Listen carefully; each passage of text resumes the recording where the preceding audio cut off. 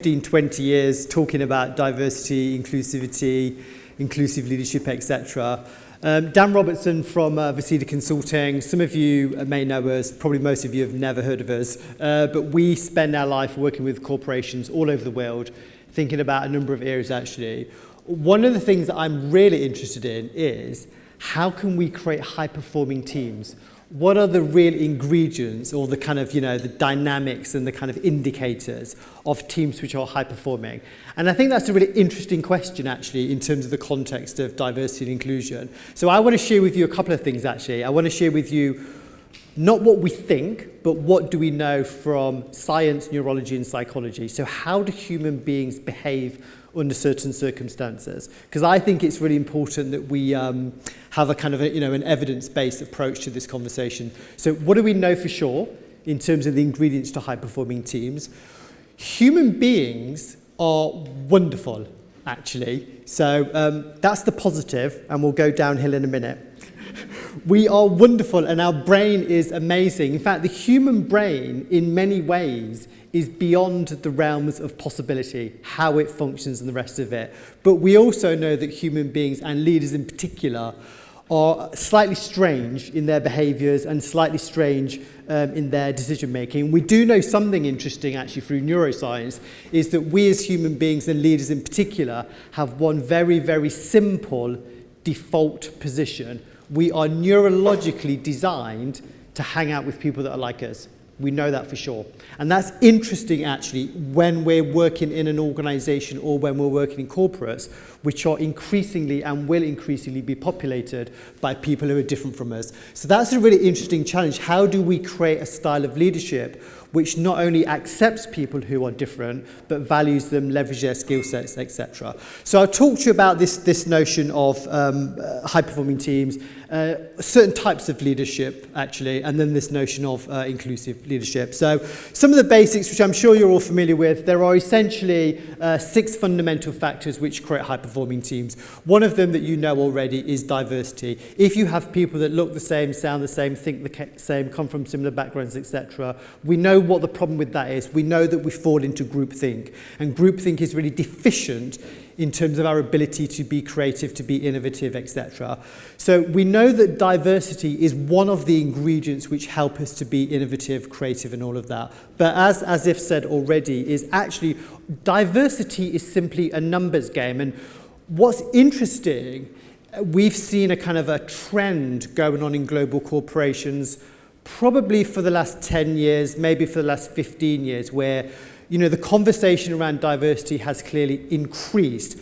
And the approach to diversity has really been this kind of Noah's Ark thing. So we'll have 2 of you, 2 of you, 2 of you, 2 of you. And so the problem with that has been interesting because we have seen actually higher levels of organizational diversity for sure. We've definitely seen more women clearly in the workplace. And not only that, we definitely see more women moving up the organizational pipeline. So that's really important and that's interesting. We see less progress around race and ethnicity, but we do see some. The problem, though, is organizations have a very simplistic mentality, which is, we've hired you because you're different, but now you're here, we want you to be a bit more like us. So we create this dynamic of high levels of difference, but low levels of organizational inclusivity.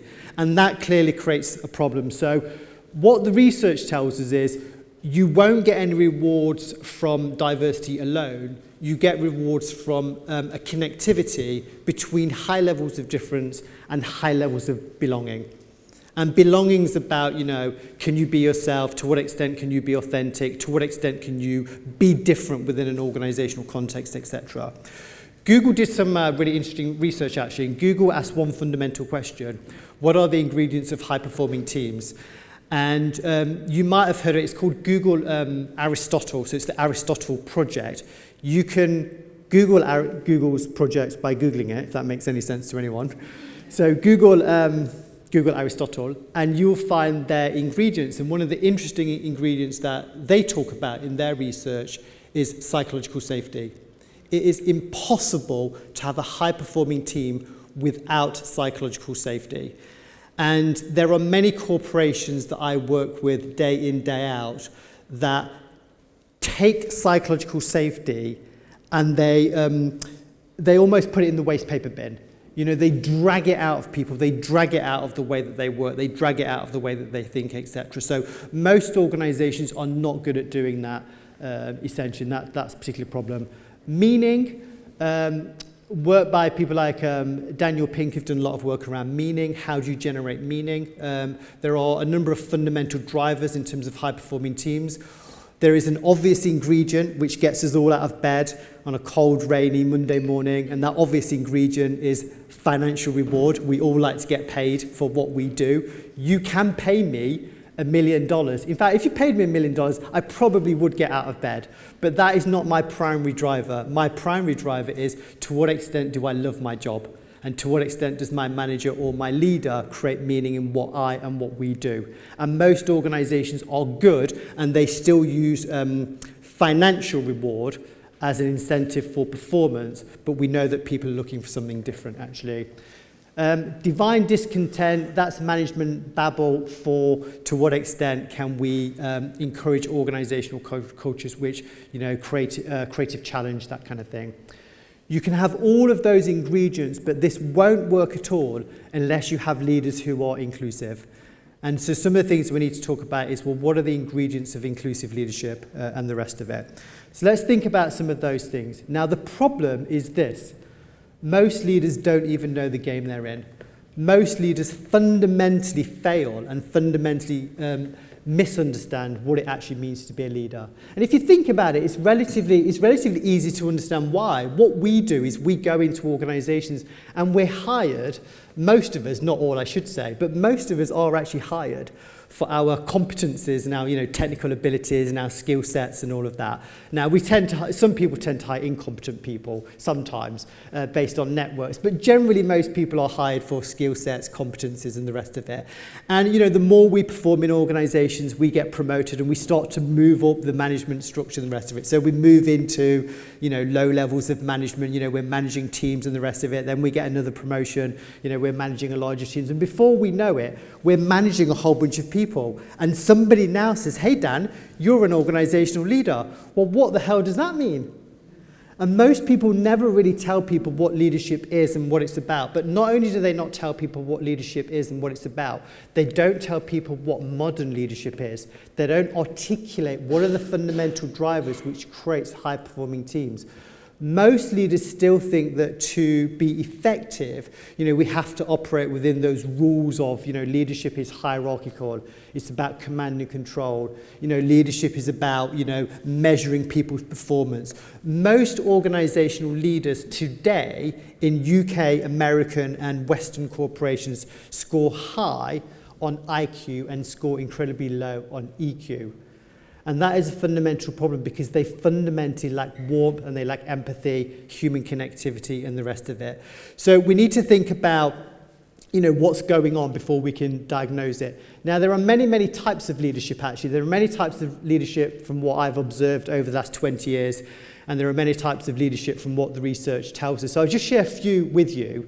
I don't have time to go through all of them, obviously. But one is this. Now, we all might know Jack Nicholson, and the rest of it, we're familiar with that. But it's interesting what the research tells us actually about this. And what it tells us is something actually quite fascinating, is that, and I'm not sure, I'm more comfortable with philosophy and psychology actually, so I don't know what the maths are, but probably 1 in 5 of you in the room, as well as 1 in 5 in corporates in the UK, and in the US, demonstrate behaviors which would score high on psychopathic tendencies.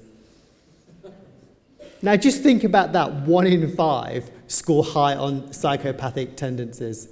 And how do we define those? Well, we define them in some really interesting ways. You know, psychopaths like to break the rules. Now, what does that mean in terms of the corporate? Well, it's not really difficult to find some examples. You know, how many of you have suffered from PPI? You know, we can look at the banking scandals, and some of the banking scandals still, you know, go on today. So we see, you know, organizational leaders breaking rules, you know, not following, you know, social norms and the rest of it. So that becomes a problem. The major one for me is really 3 and 4 is lack of empathy. We know that if you want to be an inclusive leader, one of the high ingredients of that is human connectivity. How do you have warmth and how do you have empathy with people who are similar to you, but more importantly, people who are different from you? And we do know from all the research that when you have insight into your own ways of working, if you have insight into your own behaviors, your own drivers, your own biases, you're much more likely to connect with people who are different from you. But we know that a whole bunch of what we call psycho leaders essentially lack that. So that starts to cause a problem. And when it's not managed, it falls into another dynamic, which is toxic behaviors. And actually, if you think about it, and we can't really have a conversation without talking about Donald Trump today, can we? You know, it's impossible, right? But actually, on a serious note, if you think about Donald Trump, if you think about him as a leader, I mean, he would absolutely fit all of these boxes without question. But I think if I can try and depersonalize it, you know, his behavior is toxic as a leader. You know, what do leaders do? What we do as organizational leaders, we create a shadow. And how I behave in my organization, because I manage a whole bunch of people, sends a signal. It says, if you want to make it here, you need to show up like me. Now, leaders don't articulate that consciously, but that's the shadow that you cast. And it's interesting in terms of the shadow that people like Donald Trump is casting today, in terms of what types of people does he value and what types of people does he demonize, consciously as well as unconsciously. And we know that there's lots of conversations around the Me Too movement, sexual harassment in the workplace, you know, overt bullying and the rest of it. So leaders need to start stepping up and thinking about how we move quite quickly from this lack of empathy to toxic behaviors. Now, unfortunately, and I'm sorry guys, this is just the science, men are 3 times more likely than women to demonstrate these sorts of behaviours. That doesn't let women off the hook, I should say. You know, women still do demonstrate these behaviours, but we're more likely to see them in male leaders than female leaders. And I think maybe some of that might be around the organisational expectations of men and women and the rest of it. Other types of leaders, one is what I call zombie leadership. Organisational leaders have a real skill, and one of the skills that they have in particular is they see passion and energy in the people that they manage and they suck it out of them. There are so many leaders that I know that have this wonderful magic for sucking passion and energy out of their colleagues. And you know, they're the sorts of leaders that are just constantly don't know what their own values are, but they're completely on message. And it's all about, you know, some of these factors. So they're just influenced by these really dead ideas of what motivates people. And we've already said that motivation is intrinsic. So human motivation is around passion, energy, do you love your job, etc. Most leaders still think if we pay you a whole bunch of money, that is the primary motivator. And that is a fundamental problem in terms of how we create high-performing teams, how we create high levels of engagement, how we really build that kind of psychological contract, you know, and the rest. How do we create, you know, innovation, creativity, and all of that? They hire for diversity because they're told to, but they have a real preference for sameness. And that's because human beings as a whole have a preference for people who look like us, sound like us, think like us, come from similar backgrounds, etc. But those leaders who don't know what their own values are have this kind of particular preference for people who are similar to them. Now, in all organizations, there are dynamics, just as there are dynamics in society. And in society as a whole, there are in-groups and out-groups. And what we see in organizations, there are people that we define as organizational insiders, and there are people who we define as organizational outsiders. Now, insiders, interestingly, they're not necessarily big in number, but we define insiders as those that have authority and power to make things happen. And actually, if I'm honest with you, in my life, in my private life and in my professional life, there are many instances where I walk into a space and I'm definitely part of that in-group. And I never wake up in the morning and go, hey, I'm an in-group member today. You just wake up and, you know, doors are literally, but sometimes metaphorically open for you because of who you are and where you come from and the rest of it. But the truth of the matter is also within the space of 24 hours, I personally could step into a space and I'm now part of the out group. And when I step into a space and I'm part of the out group, I don't need to intellectualize that. I literally, instinctively feel my difference. And the interesting dynamic around this is there are many people actually in your own organizations that step into work every single day and they're having to do something very simple but difficult, which is manage their identity. Now imagine that. Imagine going to work every single day and having to manage who you are. That is psychologically exhausting. And people do that all the time, and you would have colleagues in your own organizations that do that. But zombie leaders have zero insight into those experiences and the rest of it. So they're unable, they don't actually have the skills or the insight to do anything about it. So the situation just perpetuates itself.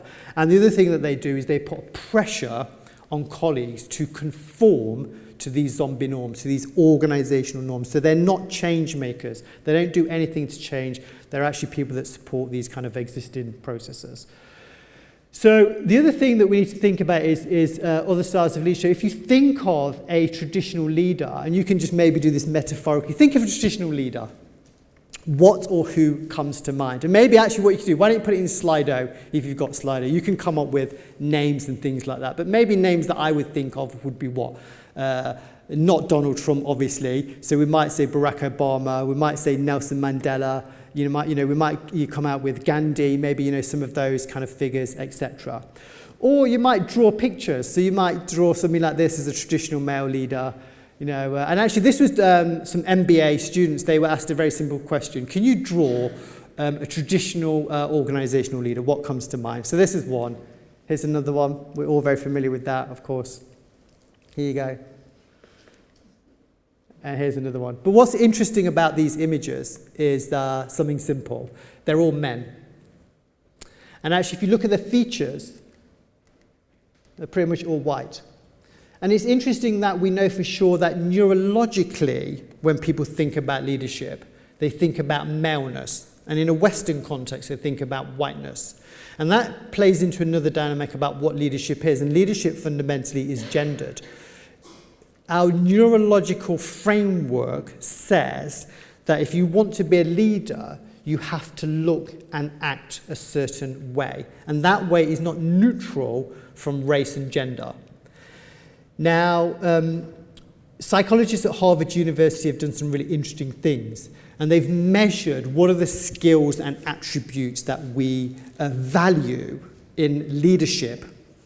And I'll give you some examples. So one of the positives that they, and this was actually done in the US military, they said, well, what are the positive attributes that men generally display in the US military? And one of the attributes was analytical skills. Great. I want people around me with high analytical skills. That's a good competency, right? What are the competencies, sticking with the positives, what are the good competencies which female leaders generally demonstrate? And female leaders ranked less on analytics, but higher on compassion.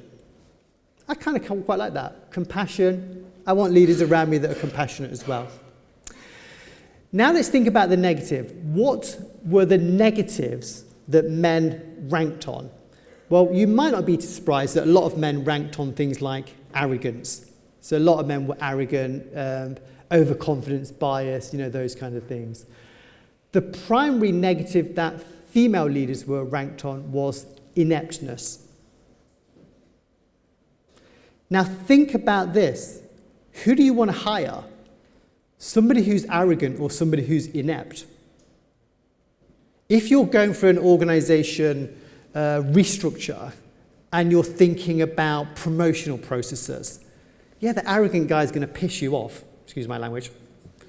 But actually, you'd rather want to hang out with somebody who's arrogant but scores higher on analytics than somebody who, yes, is passionate, but is inept. And this is really important in terms of how do we move difference up the organizational pipeline. Because it's no good having an organizational culture which is populated by difference if we don't value it at that leadership level, because it's leaders who are the ones that set the organizational culture. It is leaders that have that authority and power to make things happen. So I think if we're going to move the conversation forward, we have to say, how is your identity layered with value judgments? And it is layered with value judgments, whether we're talking about race or gender and the rest of it. And there's a classic concept called the double bind. And what that means is that, men are defined in certain ways, assertive, strong, confident, all of that. But when women behave in the same way, they're not defined as assertive and strong. They're defined as, bossy, aggressive, over-assertive and all of that. So there's lots of research around how this kind of stuff is gendered and the rest of it. So something to watch out for. So what do inclusive leaders do? So first of all, we need to move away from those old styles of leadership and move towards a newer style of leadership. And we were interested in this question. So we did some research, which took us over 2 years actually, but we were really interested in two things. How do inclusive leaders think, but what do they actually do to make a change? So there are a number of principles here, actually, and I'm conscious of time, so I probably won't go through all of these principles in a lot of detail. But one of the things that they do is they essentially inspire people who are different from them. How do leaders talk up the benefits of diversity and inclusion? How do they make sure that they're inspiring people who are different from them, involving them in team meetings, and the rest of it? So championing the ideas of people who think differently. Integrity. There are lots of leaders that don't have integrity, and integrity is underpinned by one fundamental principle. At the psychological level, the fundamental principle is trust. If you trust people, you're more likely to get stuff out of them, essentially. And there are lots of leaders who I have known in the past and who I know now that I don't trust. I don't trust them to align their behaviors with organizational values when things get difficult. And that is a sign of integrity. And so we need to think about, how, and also the other thing about leadership is, we are told as leaders to go into work with body armor. Don't reveal too much about you, go in as this kind of robotic, military kind of figure. And integrity is about showing your weakness as well as showing your strength. So, being vulnerable and not necessarily having all of the answers to everything. I think integrity is interesting because in a context of today, integrity is about speaking up when things are not fair, and it's about being the voice of difference that's not in the room. And if you think about that, how many of your leaders speak up for difference that's not in your room? So these are some of the kind of key things that we need to think about. And insight. All of the research says these things are not hierarchical, actually. They're all mutually important. But I would say that without insight into yourself, without insight into your own ways of working, your own values, your own behaviors, and absolutely without insight into the experiences of people who are different from you, you cannot be an authentic or an inclusive leader. So insight is fundamental to make this happen. And actually, just on that, it's really interesting in terms of this sense of belonging, because lots of people do ask me a question, which is a genuine question, which is, we can clearly measure diversity. People tick a whole bunch of boxes, and you can measure that. And one question is, how do we measure inclusivity? How do we measure a sense of belonging? Actually, you can do that. You can look at your employee engagement surveys, and there are lots of questionnaires and things like that around, do you feel valued by your manager? Do you think that your manager has high levels of empathy? So even though inclusion and belonging feels a bit more woolly and feels a bit more nebulous, I would ask you to take a scientific approach to it, and you can actually measure belonging just as well as you can measure diversity. Inquisitive, so it's about paying attention to those unwritten rules, showing up in supported events. I spend a lot of my time going to events. So, for example, we're all familiar that in the UK we have various things. So, when it's October, it's Black History Month. Last year, the Tate actually had a Black Power exhibition. So I went along to the Power exhibition just with some colleagues, and then we went, had coffee and talked about it afterwards. You don't have to be black to go and support those things. You don't have to be gay to go to an LGBT network, but it's important as a leader to go to those and show your support and the rest of it. Individuate is psychobabble for treating people as individuals, basically, and not lumping everyone together. So just because you are from one protected characteristic doesn't mean that all those people think and behave in a certain way. One of the key things is about changing the default, so making agile working the norm. And then the final things is inclusive leaders do stuff. And you might have heard of the research by Iris Benet from Harvard in terms of what works. If there's one or two things that I would encourage you to do, or three things rather, one is adopt the principle of amplification. And amplification is simply about giving voice to people who are different, making sure, for example, that people who are different get to do the presentation, their voice is heard in the team meetings, etc. There's been some really interesting work around the impact of mentoring versus the impact of sponsorship. Mentoring is a useful activity, so if you're doing that in your organizations, I wouldn't advocate getting rid of it. But if you want to make a fundamental change in the pipeline, you have to adopt the principle of sponsorship. And sponsorship's about identifying talent that is different from you early in the pipeline and making sure that that individual is given stretching projects, they're invited to the key client meetings, they're around the table, etc., etc. So sponsorship is really about being that advocate. It's much more of a proactive process than mentoring. And then finally, the principle of what gets measured gets done. I'm not a fan of quotas, but I am absolutely a fan of positive action, because the world as we know it is not fair, and in order to make a difference, we have to do something to kind of change those norms. Whistle top tour, can't speak, but thank you very much.